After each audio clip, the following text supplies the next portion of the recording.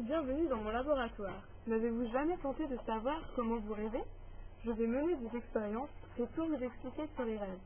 Allez, c'est parti pour le rêve de Laura. Actuellement, Laura est endormie. Son sommeil, comme pour tous les êtres humains, est composé de deux phases, le sommeil lent et le sommeil paradoxal. Dans ces deux phases, la production onirique est continue. Le saviez-vous? Pour l'instant, Laura est le sommeil lent. Cette période occupe 3/4 du sommeil. On rêve la plupart du temps d'actions quotidiennes ou d'habitude. C'est la phase la plus récupératrice du sommeil.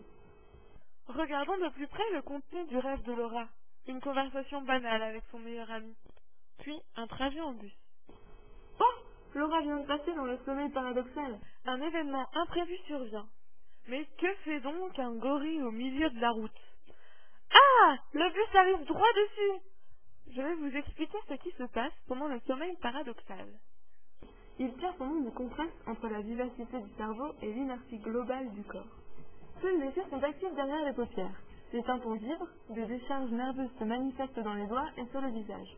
L'activité cérébrale est intense, désynchronisée et bruyante. Je vais vous expliquer ce qui se passe dans votre cerveau quand vous rêvez à l'aide d'un petit schéma. Les structures limbiques, que vous pouvez voir en couleur, ont pour rôle de traiter les émotions. Elles sont suractivées par rapport à l'état de veille. Voilà donc pourquoi le rêve de Laura en sommeil paradoxal a un fort contenu émotionnel. Par contre, regardez le cortex préfrontal. Il est très peu activé.